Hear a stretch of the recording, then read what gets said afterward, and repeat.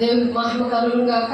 దేవుడు ఇచ్చిన మహాకృపను బట్టి దేవుడి దినాన దేవుడు మనల్ని సజీవ లెక్కలో ఉంచి దేవుని యొక్క ప్రేమ ఎంత మధురమో, దేవుడు అనేక మంది త్రోవ తప్పి తిరుగుతున్నా సరే వారి కోసము మరొకసారి మాట్లాడడానికి దేవుడు ఇష్టపడ్డ దేవునికి అనేకమైన కోట్లాది వందనాలు చెల్లిస్తూ దేవుడు మన మధ్య ఉన్నారు. మనతో ఈరోజు మాట్లాడుతున్న విషయం ఏంటంటే, మనుషులతో కలిసి దేవుడు భూమి యందు నివాసము చేయునా. ఆ విషయాలు నేర్చుకుందాము. దేవుడు మనతో మాట్లాడడానికి ఇష్టపడుతున్నారు కాబట్టి ప్రతి ఒక్కరూ దేవుని ఆరాధిద్దాము. ఆత్మతోనూ సత్యంతోనూ దేవుని ఆత్మను పొందుకొని దేవుని దీవెనలు పొందుకుందాము. దేవుని సాక్షిగా నిలబడదాము.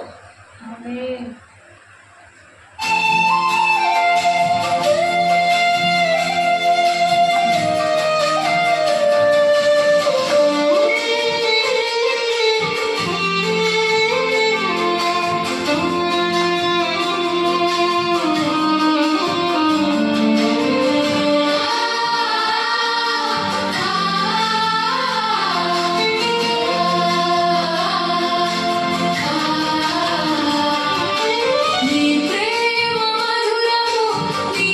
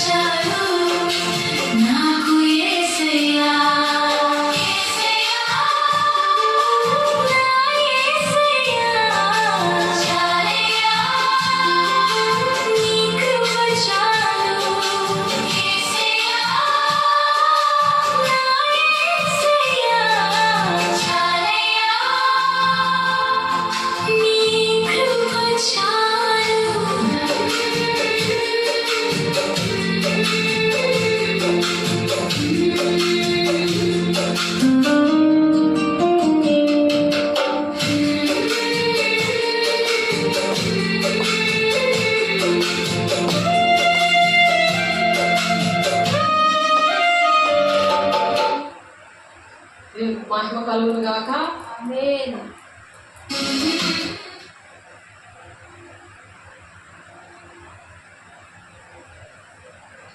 దేవుని వాక్యం చూస్తున్నాము. 2వ దినవృత్తాంతాల గ్రంథము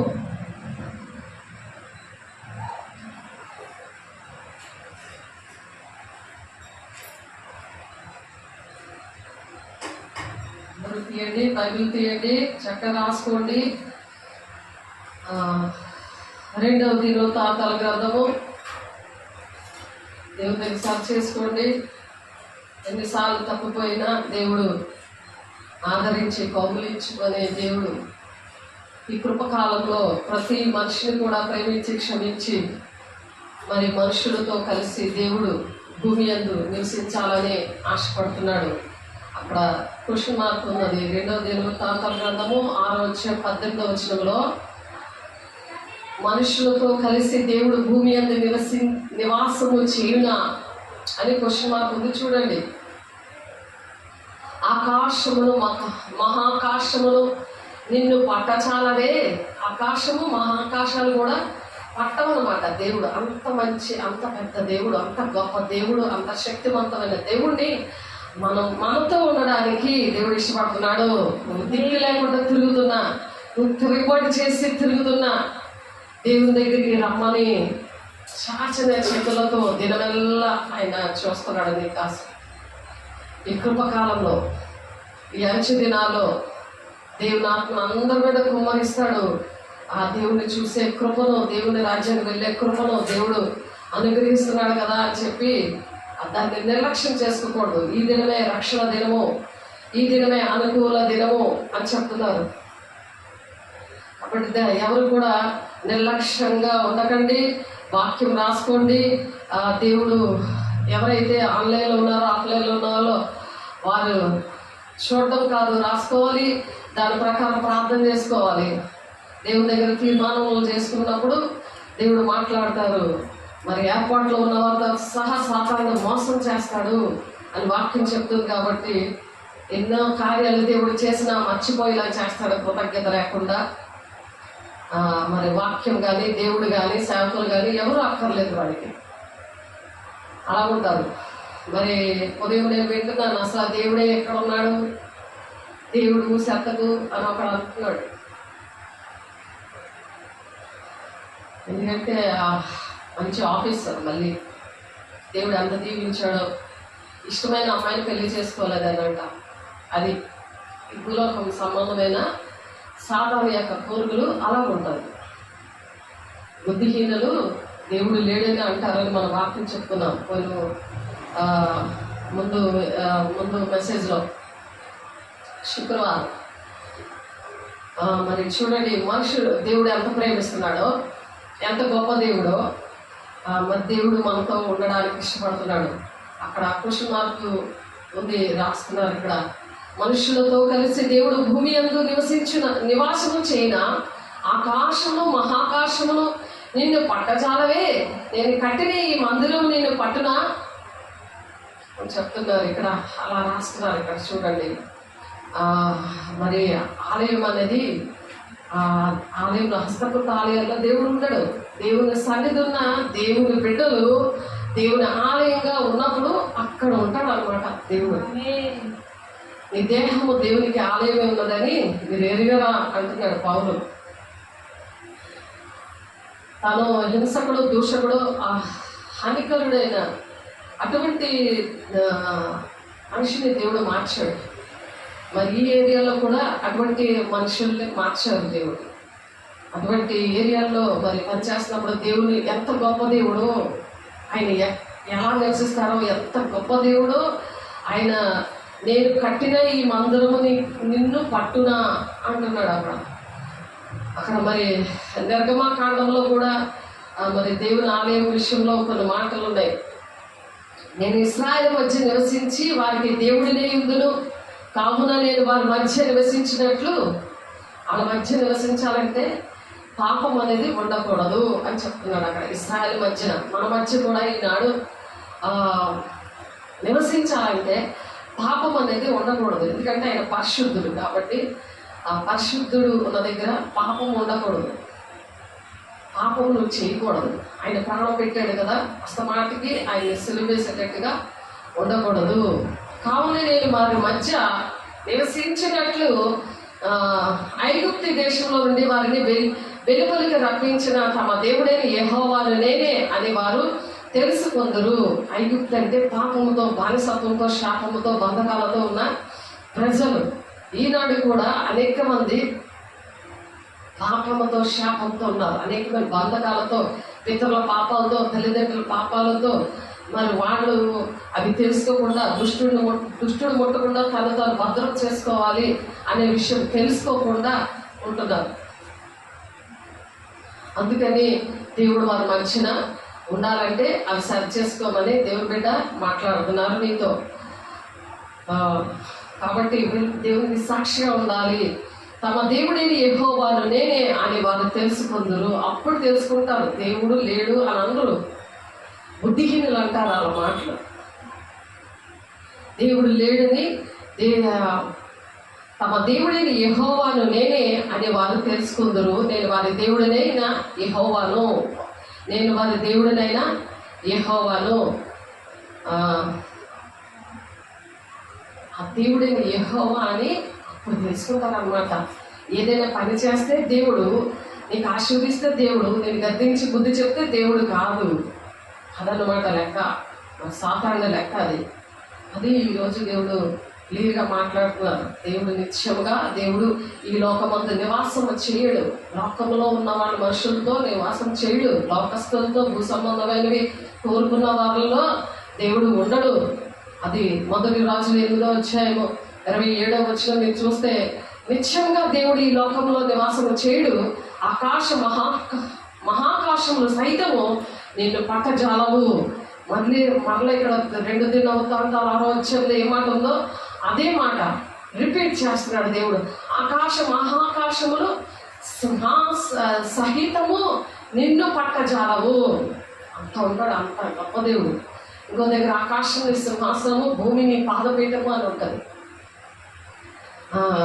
అలాగా అంత గొప్ప దేవుడు నీ హృదయంలో ఉంటానంటే నువ్వు స్థలం ఇస్తున్నావా? నువ్వు చోటిస్తున్నావా? పాపానికి ఎక్కువ చోటిస్తున్నావు, మనుషులకి ఎక్కువ చోటిస్తున్నావు. అందరూ ఒకటే దేవుళ్ళు అని అంటావు, అందరూ ఒకటే అంటావు. అలాగని నీ భార్య విషయంలో, నా భర్త విషయంలో అందరూ ఒకటే అంటే ఊరుకుంటావా? లాగి లంపగా కొడతావు. మరి దేవుడి విషయంలో నాటకాలా? అది దేవుడు అంత గొప్ప దేవుడు నీకు అర్థమవుదు. అందుకే దేవుడు ఏంటున్నాడులే, ఏదైనా మంచి చేస్తే దేవుడు ఉన్నాడు అంటాం, లేకపోతే దేవుడు ఎక్కడున్నాడో ఉంటే ఇలాగ ఎందుకు జరుగుతుంది అని అంటాం. అది ఎందుకు జరిగిందో ఏంటో అనేది దేవుడు మాట్లాడే దేవుడు. మా దేవుడితో నువ్వు మాట్లాడడానికి పరిశుద్ధత కావాలి. దేవుడు నీతో మాట్లాడడానికి, ఆయన నిజమైన దేవుడని నీకు తెలియడానికి ఆయన మాట్లాడే దేవుడు. నిన్ను నేను కట్టించిన ఈ మందిరము ఎలాగో పట్టును అని మొదటి రాజులు 8వ అధ్యాయం 27వ వచనంలో కూడా దేవుడు ఆ విషయాలు మాట్లాడతారు. కాబట్టి ఇప్పుడు హిజ్కియా చేత మీరు మోసపోకడి, మీరు ఇట్టి ప్రేరేపణకు లోబడికుడి, అతను నమ్ముకొనకడి. ఏ జనులు దేవుడైనను, ఏ రాజ్యపు దేవుడైనను తన జనులను నా చేతిలో నుండి కానీ, నా పితరుల చేతిలో నుండి కానీ విడిపింపలేకపోగా, మీ దేవుడు నా చేతిలో నుండి మిమ్మును మొదలే లేకపోవును కదా అని చెప్తున్నారు అక్కడ. హిజ్కియా ఆ విషయంలో మోసపోయే పరిస్థితుల్లోనే అక్కడ ఆ ప్రేరేపణకి లోబడద్దు మీరు అనేసి అక్కడ ఉన్న జనులతోటి దేవుడైనను ఏ రాజ్యమైనను దేవుడే ఏ రాజ్యపు దేవుడైనను అంటున్నారు. దేవుడు విడుదల ఇచ్చే దేవుడు. అవి ఎందుకని అలాగ జరుగుతున్నాయో అవి తెలుసుకోవాలి. 2వ దినవృత్తాంతాల గ్రంథము 32వ అధ్యాయంలో అక్కడ చెప్తున్నారు, మీ దేవుడు మిమ్మును నా చేతిలో నుండి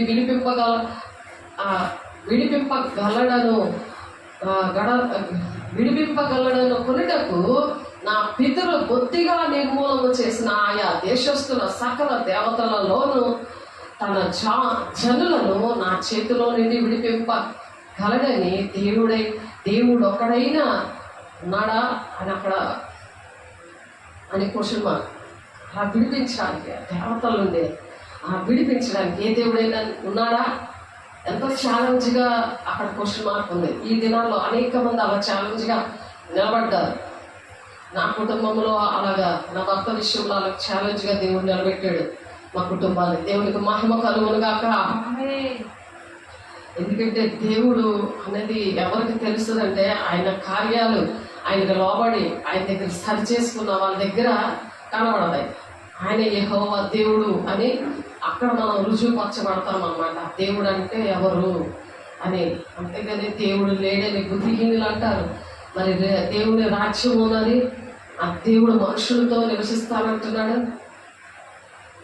మరి దుష్టుడు ఏంటంటే దేవుని రాజ్యానికి వెళ్ళనివ్వకుండా ఇలా వాడు బల వేస్తాడు. అటువంటి ఆలోచనలు పెట్టి అలా నడిపించేస్తాడు. జాగ్రత్త, దేవుని బిడ్డ, దేవుని మాటలు విను, దేవుని దగ్గర సరి చేసుకో, లోక సంబంధంగా ఉండకు. లోకంతో ఆయన ఉండడు.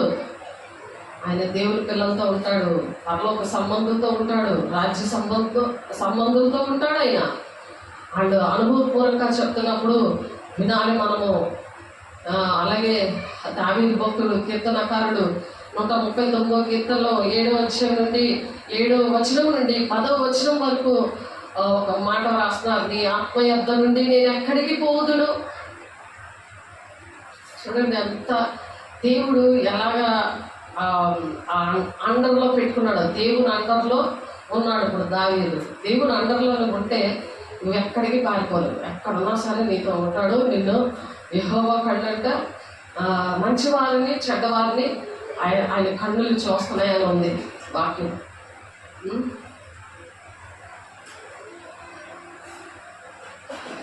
అది ఎక్కడ ఉన్నది? సామెతల గ్రంథంలో ఉంది. ఒకసారి మళ్ళా చూడండి. చాలాసార్లు చెప్పాను ఈ మాట. ఎందుకంటే కొంతమంది వినలేని వాళ్ళు ఉంటారు కదా. మరి దేవుడు కళ్ళు చూస్తున్నాయని కొంచెం భయపడతారని దేవుడు మళ్ళా ఒకసారి చెప్తున్నారు. సామెతల గ్రంథంలో 15వ అధ్యాయము 3వ వచనంలో ఉంది, యెహోవా కన్నులు ప్రతి స్థలము మీద నుండును చెడ్డవారిని మంచివారిని అవి చూచుచుండును. అందుకే పట్టజాలని అంత ఉన్నాడంట ఆయన. ఆకాశం మహాకాశాలు పట్టజాలంత గొప్ప దేవుడు మనతో ఉన్నాడు. ఆయన చూస్తున్నాడు.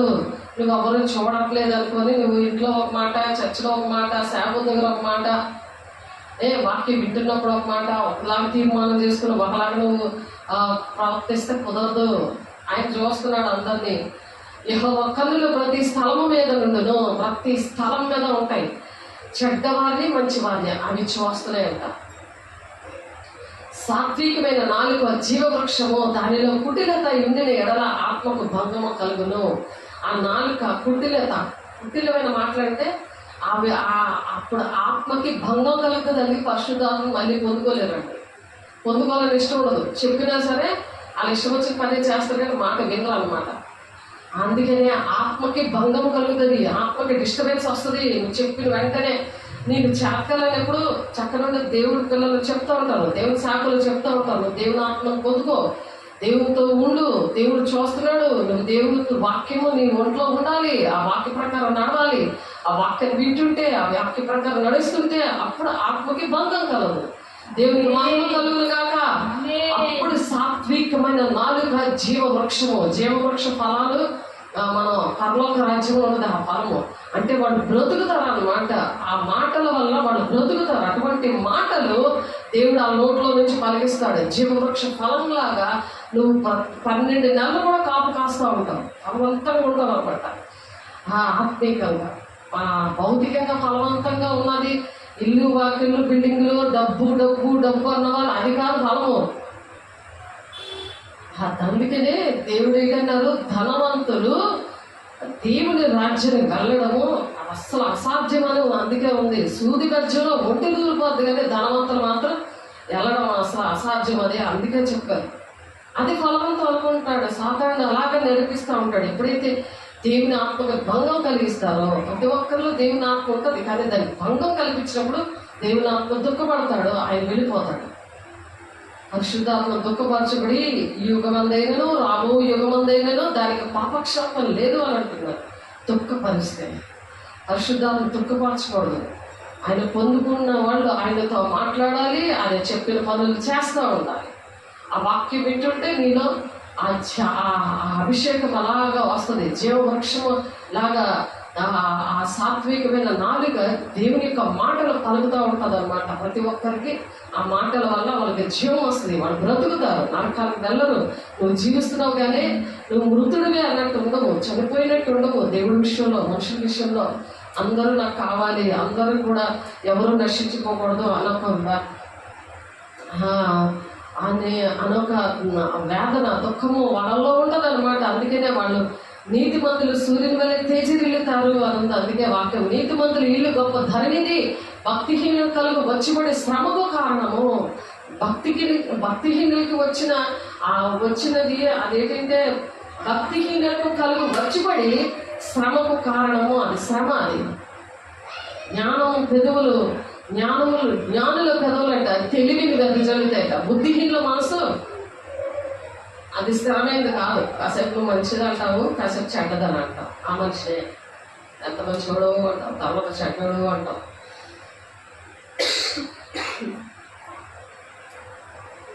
అంతేనే దేవుడు మనకి ఏంటంటే అనేక కొన్ని విషయాలు చెప్తున్నాడు. చూడండి, సామెతలు 5వ అధ్యాయము 21వ వచనంలో కూడా ఒకసారి వాక్యం తీసి చూడండి.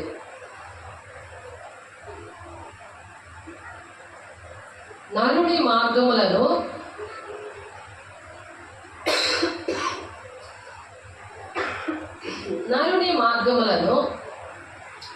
యెహోవా ఎరుగును, వాని నడకలన్నిటినీ ఆయన గుర్తించును. ప్రతి నడక కూడా ఆయన గుర్తిస్తాడట. నరుని మార్గములను మన మార్గాలంట యెహోవా దేవుడు తెలుసు, ఆయనకి తెలుసు మన మార్గాలు ఏ మార్గంలో వెళ్తున్నామో. ఆ నరకాలకు వెళ్ళే జీవ మార్గంలో నడుస్తున్నారా, మరి మరణానికి నరక మార్గంలో వెళ్తున్నారా? నిత్య జీవ మార్గంలో మనం నడవాలి. సత్య స్వరూపి అయిన ఆత్మ వచ్చినప్పుడు ఆయన సత్యవాక్యాన్ని బోధిస్తాడు. అటువంటి వాక్యంతో నింపుతాడు, సర్వ సత్యంలోనికి నడిపిస్తాడు అన్నమాట. ఆ నడత ఏంటో దేవుడు నేర్పిస్తున్నప్పుడు నువ్వు వినేసి మరి మార్చుకోవాలి కదా, మనసును మార్చుకోవాలి కదా, తీర్మానం చేసుకోవాలి కదా. నువ్వు సరి చేసుకొని దేవుడి మనిషిగా దేవుని బిడ్డగా నీ ప్రవర్తన క్రియలు అన్నీ కూడా ఉండాలి కదా.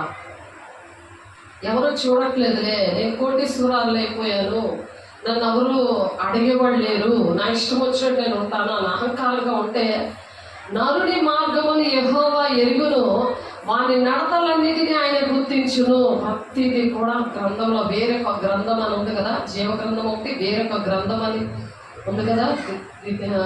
ప్రకటన 20వ అధ్యాయంలో ధవళ సింహాసనం దగ్గర అందులో రాస్తూ ఉంటారు. అందుకే నరుగుని మార్గమును యెహోవా ఎరుగును, వాని నడతలన్నిటినీ ఆయన గుర్తించును. ఆయన గుర్తిస్తున్నాడు. దేవుని బిడ్డ నీకు మరి అపవిత్రులుగానే ఉండదేమో అని అంటున్నాడు. అందుకనే నీతిమంతులుగానే ఉండలేము. వారి క్రియలు చెప్పని నేను జీవితం సిద్ధపరుస్తున్నాను అని అందుకే అన్నాడు ప్రకటన 22వ అధ్యాయంలోని. కాబట్టి ఆలోచన విషయంలో నీవు గొప్పవాడువు, క్రియలు జరిగించే విషయంలో శక్తి సంపన్నుడు.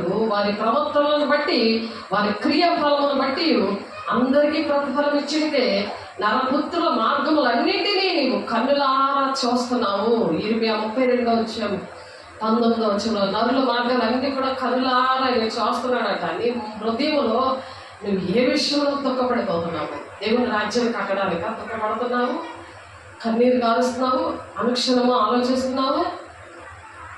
ఏ విషయంలో ఆలోచిస్తున్నావు? భూ సంబంధమైన వాటి విషయంలో ఆలోచిస్తున్నావా? అనుక్షణము ప్రతిదీ స్కాన్ చేస్తాడు దేవుడు. జాగ్రత్త. ఏ సంబంధం ఉంటే దాని ప్రకారము దేవుడు ఆ లెక్కలు వేస్తాడు అనమాట. ఆయన నా ప్రవర్తన ఎరుగును కదా, నా అడుగు జాడలన్నింటినీ లెక్కించును కదా అని యోగ భక్తుడు ఎంత భక్తిపరుడో. ఆయన పిల్లల కోసం, అందరి కోసం ప్రతి దినము లేచి తప్పు చేశారేమో అని అర్పణలు అర్పించి ప్రార్థన చేసి ఎంతో జాగ్రత్తగా ఉన్న తనకి సాతానుగాడు పరలోక రాజ్యం వెళ్ళి మరి పర్మిషన్ తీసుకొని మరి ఆయన ఒక పరీక్షలో పెడతాడు యోగుని.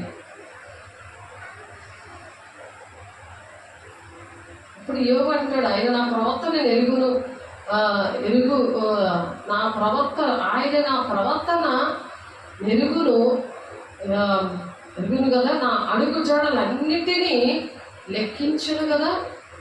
అన్నీ లెక్కించాడు. కానీ పరీక్షలు కూడా వస్తాయి. ఆ పరీక్షల్లో నువ్వు దేవుణ్ణి దూషిస్తున్నావా?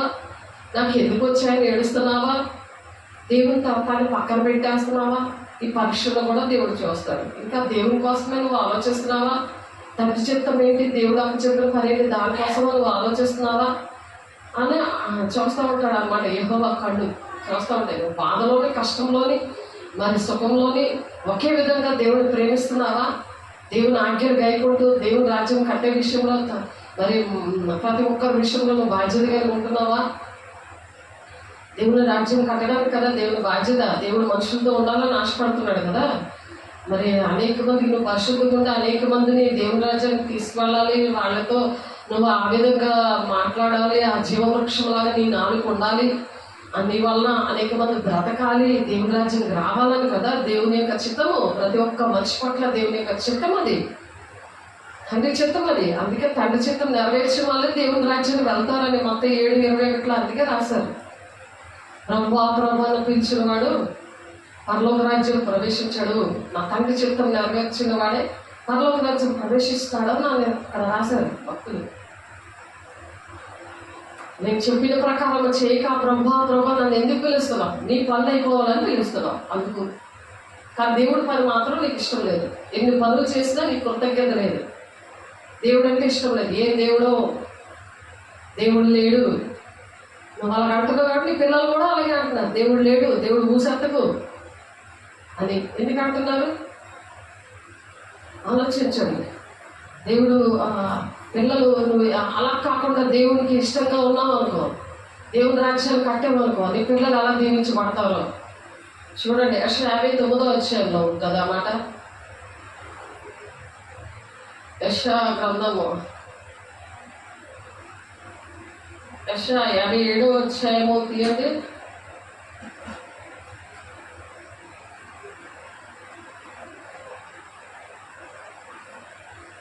మనము దీవెనకరంగా ఉండాలని దేవుడు ఆశపడుతున్నాడు. ఈ మధ్యన మరి 2.5 నెలలు అవుతుంది దగ్గర ఇంటిలో మరి సంఘాన్ని నడిపించడానికి దేవుడు సహాయం చేశాడు. ఒక కుటుంబం విషయంలో దేవుడు ఎంతో గొప్ప కృప చూపించాడు. ఎన్నోసార్లు మరి అనేకమైన దేవుడు వాళ్ళకి కనిపించాడు. దేవుడు మాట వినకపోతే ఇప్పుడు అగ్నిలో నుండి లాగినట్టు లాగుతున్నప్పుడు అగ్ని తగులుతుంది కదా. అగ్ని తగులుతుందా లేదా? అగ్ని తగిలింది, ఆ కష్టం వచ్చింది నాకు. కానీ వాళ్ళు అదే ప్రేమతో ప్రేమించి మళ్ళీ దేవుడు అగ్నిలోంచి లాగి వాళ్ళు సువర్ణంగా దేవుడు చేశాడు. దేవుడికి మహిమ కలుగును గాక. అగ్నిలో నుంచి వెళ్తున్నప్పుడు ఇంట్లో ఒక అగ్నిలో పడిపోయింది అనుకో ఒక తల్లి, ఆమెను పట్టుకొని రావాలంటే మరి ఆమె చచ్చిపోతారు, లేకపోతే బతికైనా వస్తారు. కానీ రక్షించిన బిడ్డ చక్కగా ఉంటారు. కానీ ఎవరైతే రక్షించడానికి వెళ్ళారో వాళ్ళు మాత్రం కాలిపోతారు. బతకచ్చు బతకపోవచ్చు, అది సేవకుల యొక్క పరిస్థితి. కానీ సాతానుడు నేను వెళ్ళిపోతాను నేను ఎక్కడ ఉండలేదని అంటున్నా సరే ఏంటి నువ్వు, నేనేం మాట్లాడతాను, నువ్వేం మాట్లాడుతున్నావు, నువ్వు పరిశుద్ధంగా ఉండు, పరిశుద్ధమైన పనులు చేయి, పరిశుద్ధాత్మ పొందుకో అంటే లోపడ్డానికి దేవుడు సహాయం చేశాడు. నాకు కూడా గాయాలన్నీ కూడా పోయి నాకు ఆరోగ్యం వచ్చేలాగా దేవుడు చేశాడు. దేవునికి మహిమ కలుగును గాక. శ్రమ వచ్చినా సరే దేవుని పిల్లల్లో వదలకూడదు, ఆ అగ్గిలో పడిపోయినా సరే వదిలేయకూడదు. దేవుడు తీసుకొచ్చాడు. దేవుడు నా కాళ్ళ దగ్గర తీసుకొచ్చినప్పుడు మరి నేను చేయాలి కదా, చేయాలి లేదా? పంది పిల్లలు బాగా కడిగి చక్కగా పంది పిల్లలు కడిగేయడమే కాదు, ఆ పంది హృదయం పీకి పారేసి దేవుడు హృదయం పెట్టాలి. అది అనమాట గొప్పతనం. దేవునికి మహిమ కలుగును గాక.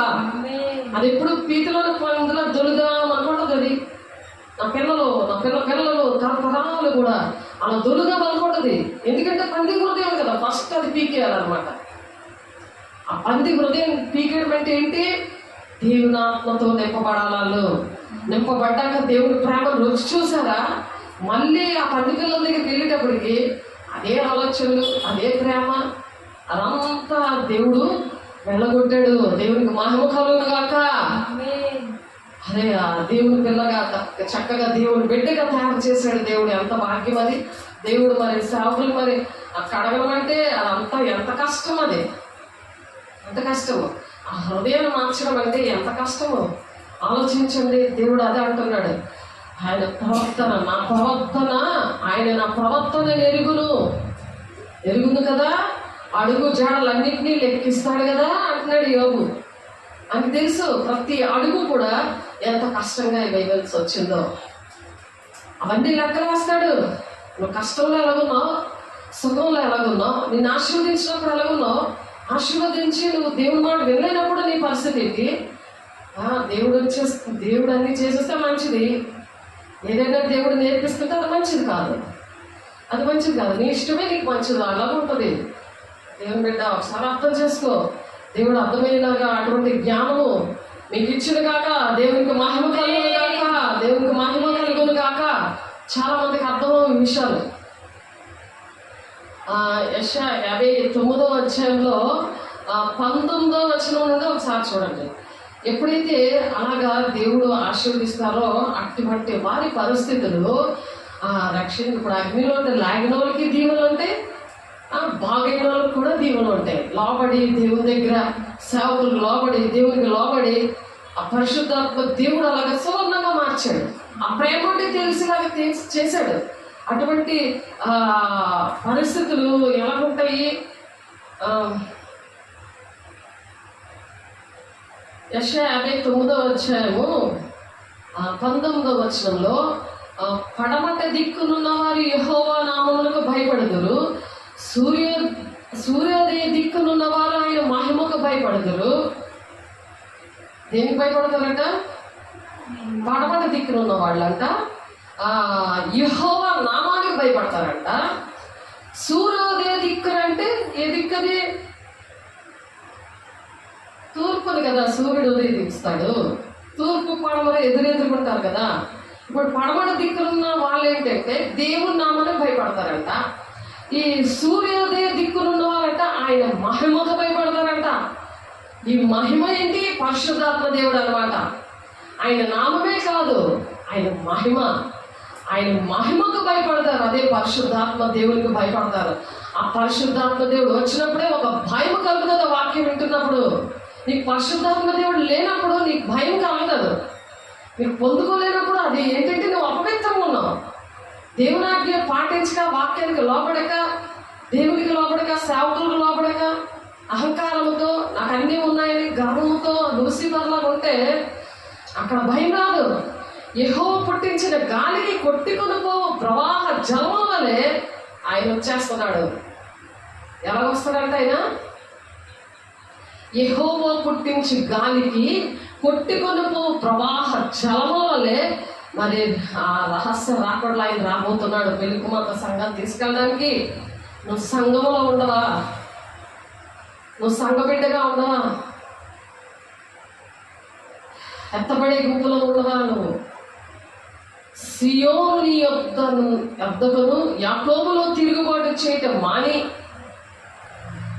నువ్వు తిరుగుబాటు అనేది మానేసి మళ్ళు కొనిన వారి యొద్దకును విమోచకుడు వచ్చును. ఇదే యెహోవా వాక్కు. నువ్వు మళ్ళుకున్నావు అనుకో, తిరుగుబడి మానేసి మళ్ళుకున్నావు అనుకో, ఎక్కడెక్కడో తిరిగి దేవుని దగ్గరికి వచ్చేప్పుడు దేవుడు కవులు నించుకున్నాడని మనం పాట పాడుకున్నాం. ఎంత మధురమైన ఆ దేవుని యొక్క ప్రేమని పాట పాడుకున్నాం. ఎందుకంటే ఎక్కడెక్కడో తిరిగినా సరే ఈ కృపకాలంలో దేవుడు కౌగులించుకుంటాడు. ఇక్కడ మాట ఏంటంటున్నారు, ఈ తిరుగుబాటు చేయడం మాని మళ్ళు కొనిన వారి యొద్దకును విమోచకుడు వచ్చును. విమోచకుడు వస్తాడు నిన్ను విమోచించడానికి, దేవుడు మహిమతో నిన్ను నింపడానికి దేవుడు వస్తున్నాడు. వాక్యం అనేది నువ్వు వింటే నీ ఇంటిలోనికే వస్తున్నాడు నిన్ను మహిమపరచడానికి, నిన్ను అభిషేకించడానికి. నువ్వు తిరుగుబాటు చేయకుండా దేవుడు మాటలు విని, దేవుడు ఏ మాటలు చెప్పినాడో ఆ దేవుని ఆజ్ఞలు పాటించినప్పుడు, దేవునికి ఇష్టంగా నడిచినప్పుడు, నువ్వు వారితో చేయ నిబంధన ఇది, నీ మీదనున్న నా ఆత్మయు నీ నోట నుండి వచ్చిన మాటలను నీ నోట నుండి నీ పిల్లల నోటి ఉండను నీ పిల్లల నోట నుండి ఈ కాలం మొదలుకొని ఎల్లప్పుడూ తొలగిపోవు. ఎప్పుడైతే నువ్వు అభిషేకించబడతావో, నువ్వు ఆశీర్వాదకరంగా ఉంటావో, జీవవృక్షంలాగా నీ నాలుగు ఉండే అవి దేవుని మాటలు పలుకుతూ ఉంటారో, అప్పుడు వాడికి ఆ జీవము ఎలా ఉంటుందంటే నిత్య జీవానికి నడిపిస్తుంది. నీ పిల్లల్ని నడిపిస్తుంది అంట. నీ నోట్లో ఏటి ఉంది అదే వస్తుంది. ఇప్పుడు ఎప్పుడైతే నువ్వు దేవుని బిడ్డగా ఉండకుండా ఎప్పుడు ఏడ్చుకొని దేవుడు ఏడు చేశాడు, నాకు దేవుడే లేడు అన్నట్టు, బుద్ధిహీనులు దేవుడు లేడని అనుకున్నట్టు ఉన్నావు అనుకో, మరి అవే నీ పిల్లలు కూడా అదే వస్తుంది. అదే ఆ మహిమను పొందుకొని ఆ దేవుని యొక్క నిబంధన ఇది, నీ మీద ఉన్న నా ఆత్మ, నువ్వు ఆ ఆత్మను పొందుకున్నావు అనుకో, ఆ మహిమతో నింపబడ్డావు అనుకో, అప్పుడు నేను నీ నోట ఉంచిన మాటలు, దేవుడు నా నోట్లో ఉంచిన మాటలు నీ సన్నిధిలో ఉన్నాయని నాకు దేవుడు వాగ్దానం ఇచ్చాను. దేవుని మాటలు, దేవుడు నా మాటలు నీ సన్నిధిలో ఉన్నాయి అని చెప్తున్నాడు దేవుడు. 17వ అధ్యాయము 16వ వచనంలో. అలాగే సన్నిధిలో నా దేవుని మాటలు ఉన్నాయి. అలాగే అవి ఎక్కడికి వెళ్తాయట, నీ పిల్లలకి వెళ్ళిపోతాయి అంటున్నారు. నువ్వు పిల్లగా లేవే, ఆత్మీయ బిడ్డగా లేవు, ఎలాగెళ్తాయి మరి నీ పిల్లలకి ఎలాగెళ్తాయి అవి? వాళ్ళు బాప్తిసం తీసుకోవడానికి, వాళ్ళు లోకం నుండి శాపం నుండి విడుదల పొందుకోవడానికి, వాళ్ళకి నువ్వు ఎలా ఉంటావో ఆశ అవే వెళ్తాయి. నువ్వు దేవుని బిడ్డగా దేవుని మహిమకరంగా ఉన్నావు అనుకో, దేవునికి ఇష్టంగా, అప్పుడు అలాంటివంటివి వెళ్తాయి. అసలు నీ నోట్లో ఏంటి ఉన్నాయి ఆ నిబంధన?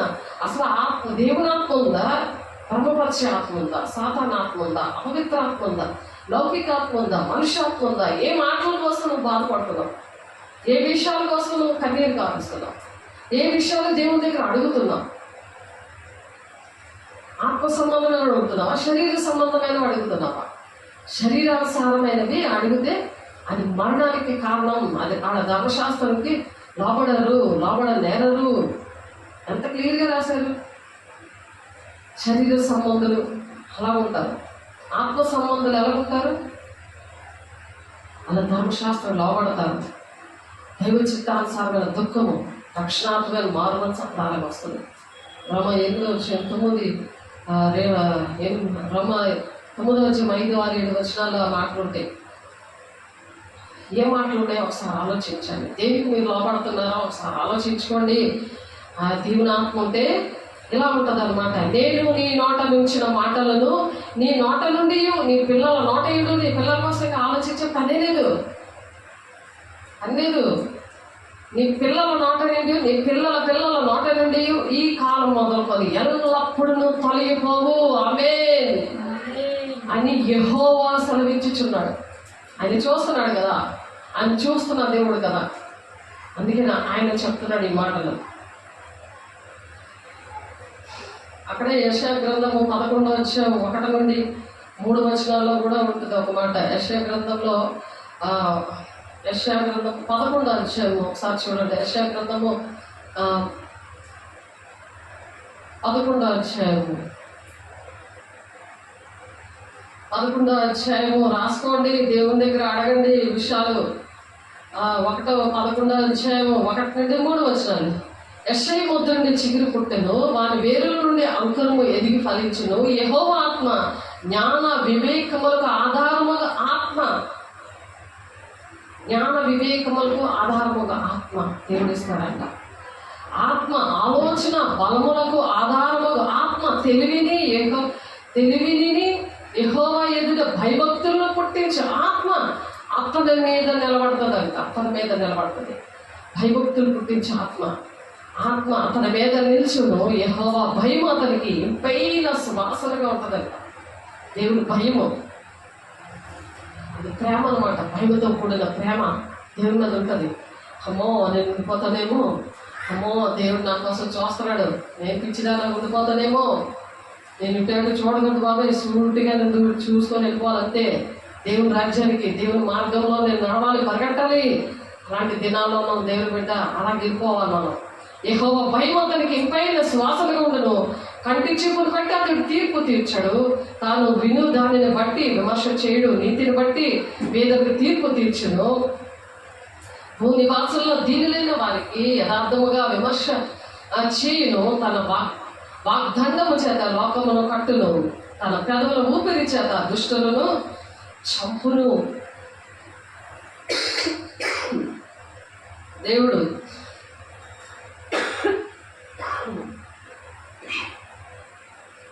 రానున్న దినాల్లో ఎలాగుంటుందంటే ఆయన ఊపిరి చేత చంపుతాడు అనమాట. ఈ కృపకాలంలో లోబడకపోతే అతని నడుములకు నీతియు అతని తొట్లకు సత్యమును నడికట్టుగా ఉండును. తోడేలు గొర్రె పిల్ల యొద్ద వాసము చేయును. ఆయన ఊపిరిచ్చాక ఒక దగ్గర చంపుతూ ఉంటాడు. కానీ అక్కడ ఏముంటుందంట, తోడేల దగ్గర గొర్రె పిల్ల చక్కగా పడుకొని ఉంటుంది. చిరుతపులి మేక పిల్ల యొద్ద పండుకొను. తోడయు కొదమసింహమును పెంచబడిన కోడియు కూడు కొనగా బాలుడు వాటిని తోలుతూ ఉంటాడంట. కొదమసింహము దగ్గర మరి పెంచబడిన కోడి ఉంటుందా?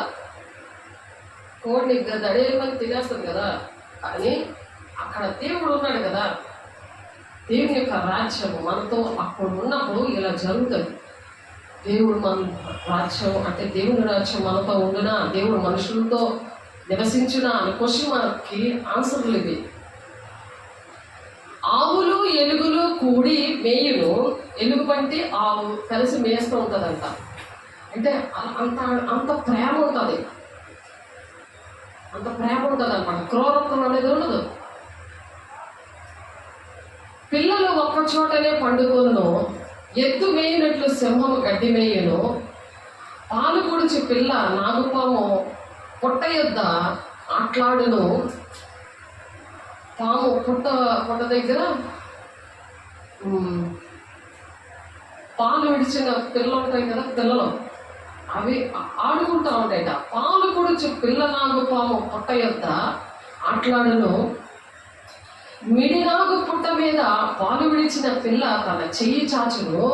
నా పరిశుద్ధ పర్వతం అంతటను ఏ మృగమును హాని చేయదు, నాశనము చేయదు. సముద్రము జలముతో నిండి ఉన్నట్లు లోకము యెహోవాను గూర్చిన జ్ఞానముతో నిండి ఉండెను. సముద్రము ఎలాగైతే జలముతో అంటే వాటర్తో నింపబడి ఉందో, ఉప్పు వాటర్తో, లోకమంతా కూడా యెహోవాను గూర్చిన జ్ఞానముతో నిండి ఉంటుందంట. లోకమంతా కూడా ఇక పాపం అనేదే ఉండదు. దేవుడు నివసిస్తే ఎంత బాగుంటుంది. అలాంటి మనుషులతో నివసిస్తున్నప్పుడు అలా ఉంటుంది. అప్పుడు ఆ లోకానికి వెళ్ళాలని ఉందా? ఇక పాపం అనేదే ఉండదు. ఎవరు మనల్ని నేర్పించరు, ఎవరు బాధ పెట్టరు. ఎంత బాగుంటుంది. గురువులన్నీ పీకి పారేసి అగ్నిగుండంలో వేసేస్తాడు. కానీ ఒక దగ్గరే పెరుగుతాయి, ఒకలాగే ఉంటాయి. కానీ పోల్చుకోవడం ఎప్పుడు అయ్యగాంతం దగ్గర పోల్చుకుంటారు. అప్పుడు గురువులన్నీ అందులో వేసేస్తాడు అగ్నిగుండంలో దేవుడు. వీళ్ళేమో సూర్యుని వల్ల తేజరిల్తారు. ఈ శ్రమలన్నీ ఇంకా ఉండవు అనమాట మనకి. ఎవరైతే పోల్చుకుంటారో అలాగ అగ్నిలో నుంచి వాళ్ళని లాగుతారు. అలా దేవుని పిల్లల్ని రక్షించడానికి దేవుని అభిషేకం పొందుకోవాలని ఒక కంకణం పట్టుకొని దేవుని మాటలు విని దేవుని ఆత్మను మరి పొందుకుంటూ ఉంటారు. వాళ్ళు కొరతలేని ఆత్మతో నింపబడతారు. దేవుని మహిమతో దేవునితో తీర్మానం చేస్తే దేవుని దగ్గర దేవుడు కంపల్సరిగా దేవుని అడిగినప్పుడు ఇస్తారు. తను అడుగు వారి పరిశుద్ధాత్మ నిశ్చయంగా ఇస్తాడని ఉంది వాక్యం. ఏవో భూసంబంధాలన్నీ కూడా నీ బుర్రలో పెట్టుకుని ఆ ప్లానింగ్స్లో ఉంటే మాత్రం ఇవ్వడు. దేవుని రాజ్యం కట్టే ప్లానింగ్స్లో నీ బుర్రలో ఉండాలి. అలా ప్లాన్ ఉండాలి నీ బుర్రలోని. అప్పుడు దేవుని మహిమతో నింపబడతాం. ఆ దినమున ప్రజలకు ధ్వజముగా నిలుచుండు యెషై వేరు చిగురుల వద్ద జనములు విచారణ చేయును. ఆయన విశ్రమ స్థలము ప్రభావము ఆయన విశ్రమ స్థలము ప్రభావము గలదగును. ఆ దినమున శేషించు తన ప్రజల శేషమును అశ్షూరులో నుండి, ఐగుప్తులో నుండి, పాత్రోసులో నుండి, కూషులో నుండి, ఎలాములో నుండి, షినారులో నుండి, హామారులో నుండి, సముద్ర ద్వీపములలో నుండి విడిపించి రప్పించుటకు యెహోవా రెండవ మాట తన చేయి చేస్తాడట. జనములను పిలుచుటకు ఆయన ఒక ధ్వజమును నిలవబెట్టును. భ్రష్టులైపోయిన ఇశ్రాయేలును పోగు చేయును. భూమి యొక్క 4 దిగంతముల నుండి చెదరిపోయిన యూదా వారిని సమకూర్చును. ఎఫ్రాయిముకున్న మత్సరము పోవును. యూదా విరోధులు నిర్మూలమగుదురు. ఎఫ్రాయిము యూదా యందు మత్సరపడు. యూదా ఎఫ్రాయిమును బాధింపడు. ఇంకా ఎవరైనా సరే బాధించేవారు ఎవ్వరూ ఉండరు అని చెప్తున్నారు. వారి ఫిలిష్తీయుల భుజముల మీద ఎక్కుదురు. పడమటి వైపుకు పరిగెత్తిపోదురు. ఏకీభవించి తూర్పు వారికి దోచుకుందురు. కాబట్టి ఇవన్నీ కూడా ఏంటంటే దేవుని రాజ్యము మనకు వచ్చినప్పుడు ఎవరి విషయంలో ఆ లెక్కలన్నీ దేవుడు చూస్తానంటున్నాడు కదా. అడుగు జాడలన్నిటినీ లెక్కించును కదా అని యోబు గారు ఏ విధంగా చెప్పారో ఆ విధంగా జరగడానికి దేవుడు ప్రతి ఒక్కరు కూడా అలా సహాయం చేస్తున్నారు. అలాగ చేద్దామని దేవుడి యొక్క ఆశయం ఉంది. మనం ఏం చేస్తున్నాం ఎవరికి తెలియదులే, నా ఇష్టం నా రాజ్యం అనుకుంటే కుదరదు. జ్ఞానుల కథలు తెలివిని వెదజల్లుతాయి. బుద్ధిహీనుల మనసు స్థిరమైంది కాదు, అంత స్థిరమైంది కాదు. ఒకసారి ఒకలాగా మాట్లాడుతుంది, ఇంకోసారి మైండ్ మారిపోతుంది. వాళ్ళు తిరిగిపోయిందిరా బాబు వీళ్ళకి అనుకుంటారు కదా. మరి అందుకనే భక్తిహీనులు అర్పించి బలులు యెహోవాకు హేయములు. వాళ్ళు ఏ బలులు అర్పించినా భక్తిహీనంగా ఉండి అది దేవునికి ఇష్టం లేదు. కయ్యను అర్పణలు అర్పించినప్పుడు కయ్యను అర్పణ చేరలేదు కదా దేవుని దగ్గరికి. అలాగైపోతుంది. భక్తిహీనులు అర్పించి బలులు యెహోవాకు హేయములు. యథార్థవంతుల ప్రార్థన ఆయనకు ఆనందకరము. యథార్థంగా ప్రార్థన చేసినప్పుడు దేవునికి ఇవ్వాలి. భక్తిహీనుల మార్గం యెహోవాకు హేయము. నీతిని అనుసరించి వాడిని ఆయన ప్రేమిస్తాడు. ఎవరైతే నీతిగా ఉంటారో, న్యాయంగా ఉంటారో వాళ్ళని దేవుడు ప్రేమిస్తారు. మార్గము విడిచిన వారిని కఠిన శిక్ష కలుగును. ఎవరైతే దేవుని మార్గం విడిచిపడతారో వాళ్ళకి కఠినమైన శిక్ష ఉంటుంది. గద్దింపును ద్వేషించి వారు మరణమునందుదురు. దైవావేశములను గద్దించము, బుద్ధి చెప్పము, శిక్ష కూడా వేయము అని అంటున్నారు. దేవుడు నీకు గద్దిస్తున్నాడు, నేను కాదు ఇక్కడ. కాబట్టి అలా గద్దించినప్పుడు వాళ్ళు ద్వేషిస్తేనే కదా వాళ్ళు దూరం అయిపోతారు. వాళ్ళ మరణానికి దాన్ని ద్వేషించి వారు మరణమును పొందుతారు. అంటే వాళ్ళు నరకానికి వెళ్తారు. ఇప్పుడైతే దేనికి పనికిరారు అన్నమాట, దేవుడికి పనికిరారు. ఇంట్లో వాళ్ళు పనికొస్తారు కొంతమంది ఇంట్లో వాళ్ళకి కూడా పనికిరారు. వాక్యం అనే దేవుడు అందరిలో మరి ఉండాలని దేవుడు ఆశపడుతున్నారు. పాతాళమును అగాధ కోపమును యెహోవాకు కనబడుచున్నవి. నరుల హృదయములు మరి తేటగా ఆయనకు కనబడు కదా. చాలా తేటగా నరుల యొక్క హృదయము చాలా తేటగా కనబడుతుందంట. ఎవరికి కనబడట్లేదులే, నేను నా లెక్కలు నేను వేసేసుకుందామంటే కుదరదు. దేవుని బిడ్డ. అపహాసకుడు తనని గద్దించి వారిని ప్రేమించాడు. వాడు జ్ఞానుల యొద్దకు వెళ్ళడు. ఎందుకు రారు? జ్ఞానుల దగ్గరికి వెళ్ళరు. సాతానుడు రాలేడు, భక్తిహీనులు రాలేరు. అపహాసకులు దాన్ని గద్దించి వారిని ప్రేమించాడు. వాళ్ళకి జోక్గా ఉంటుంది, దేవుడు మాట్లాడే జోక్గా ఉంటుంది. వాళ్ళని వెళ్ళరు, వాళ్ళు వినరు. ఆ గద్దింపులు లోవాడరు, ప్రేమించిన వాళ్ళు ఆ జ్ఞానుల దగ్గరికి వెళ్ళరు అని ఎంత చక్కగా చెప్తున్నారు చూడండి. సామెతలు 15వ అధ్యాయము 12వ వచనంలో ఉందన్నమాట. సంతోష హృదయము ముఖమునకు తేటనిచ్చును. సంతోషంగా ఉన్న వాళ్ళ ముఖాలు ఎలా ఉంటాయట? తేటగా ఉంటాయి, కలగా ఉంటాయి. దేవుడిని చూస్తారు వాళ్ళని. అటువంటి ముఖంలోనే తెలుస్తుంది. Face is the index of the mind అంటారు. అందుకనే నీ హృదయం లేదుందో నీ ముఖంలో తేట కనబడుతుంది. కనబడుతుంది మాకు. వాళ్ళు ఎక్కడున్నా సరే కనబడుతుంది. వాళ్ళ పరిస్థితులు ఏంటో మాకు తెలుస్తాయి. అందుకు మనోదుఖం వల్ల ఆత్మ నలిగిపోతూ ఉంటుంది. వాళ్ళు బుద్ధిమంతుని మనసు జ్ఞానము వెతుకును, బుద్ధిహీనుల మూఢత్వము భుజిస్తారు. బుద్ధిహీనులైతే మూఢత్వం అంటే మూర్ఖులు ఆ మూఢత్వమే భుజిస్తారు. ఇంకేంటి మరి తిన్నా జరుగుతుంది, తిన్న అనారోగ్యాలు ఎందుకు వస్తాయి? అందుకే బాధపడువాని దినములన్నీ శ్రమకరములు సంతోష హృదయానికి నిత్యము విందు కలుగును. సంతోషం ఎంత దేవుని మహిమతో ఉన్న వారికి ఎంతో సంతోషం. ఆ దేవుని శ్రమలో పాలుభాగస్తులు అయినట్టు ఉంటుంది అని ఉంది పేతురు పత్రికలో ఉంటుంది. దేవుని శ్రమలో పాలుభాగస్తులైనట్టు ఉంటుంది అంట వాళ్ళకి. కాబట్టి నెమ్మది లేకుండా విస్తారమైన ధనం ఉండేది కంటే యెహోవా ఎంత భయభక్తులతో కూడా కొంచెం అంటే చాలా మేలంట. కాబట్టి ఇంకా భగవాన్ ఏంట క్రొవ్వుని ఎద్దు యొక్క మాంసం తినడం కంటే ప్రేమ గల చోట ఆకుకూరల భోజనం తినడం చాలా మేలు. అక్కడ వాళ్ళు ఏ పెట్టిన తినబుద్ధి వేసేది కాదు నాకు అసలు.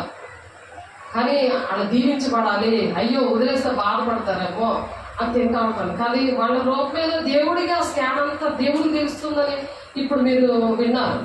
కాబట్టి దేవుడి మాటలు దీవించిన కాక ప్రార్థన చేసుకున్నాము. ప్రతి ఒక్కరు సరి చేసుకోండి వాక్యపూర్వకంగా. దేవా, మహిమగల దేవా, నీకు వందనాలయ్యా. అయ్యా, మనుషులతో కలిసి దేవుడు భూమి మీద నివసించిన అంటున్నావు ప్రభా. ఈ భూమి మీద ఉండి నేను ప్రతి ఒక్కరిని నేను మంచి వారిని చెడ్డవారిని నేను మీరు చూస్తున్నారు ప్రభు. ఆ లెక్కలన్నీ మీరు చూస్తున్నారని యోగ భక్తుల ద్వారా మాట్లాడారు దేవా, నీకు వందనాలు. ప్రతి ఒక్కరు ప్రభా నా తండ్రి నాయన నీ మాటలు నాయన లోబడి ప్రభా అయా ప్రతి ఒక్కరు నాయన అయా వారి హృదయాల్లో ప్రభా అయా నిన్ను చేర్చుకోవడానికి, నీ మహిమకరమైన కార్యాలను చూడడానికి అయా బంధకాలను విడిపించండి. అయా నీ వాక్యాన్ని లోబడడానికి సహాయం దయచేయండి. మీరే మహిమ పొందుకోండి దేవా. నీ రక్తాన్ని నాయన వాళ్ళ మీద కుమ్మరిస్తున్నాను. నీ మహిమతో నింపండి, నీ అభిషేకంతో నింపండి ప్రభు. వాక్యానికి లోబడకుండా అయా సేవకులకి లోబడకుండా ఉన్న దురాత్మ శక్తులారా యేసు నామములో కాలిపోవాలిగా, మహిమగల నామములో కాలిపోవాలిగా, నీ శక్తి గల నామములో కాలిపోవాలిగా. నీ సాక్షిగా మీరు నిలబెట్టుకుంటున్నాను. మీకే మహిమ ఘనత ప్రభావం చెల్లిస్తుంది. నీ ఆత్మతో నీ అభిషేకంతో వారు నింపుతున్నందుకు వాక్యం అనే దేవుణ్ణి కలిగి నాయన ప్రతిదీ రాసుకొని ప్రార్థనాత్మలు కుమ్మరించి ప్రభా నీ బిడ్డను అట్టి విధంగా దీవిస్తున్నాను, ఆశీర్వదిస్తున్నాను. మీకే వందనాలు స్తోత్రాలు చెల్లిస్తుంది. యేసయ్య పరిశుద్ధ నామములో బ్రతిమలాడి వేడుకుంటున్నాను తండ్రి. ఆమేన్. తండ్రి యొక్క దీవెన, కుమారుని యొక్క కృప, పరిశుద్ధాత్మ యొక్క నిత్య సహవాసం సదా కాలము మనందరికీ తోడైండి నడిపించును గాక. ఆమేన్. God bless you.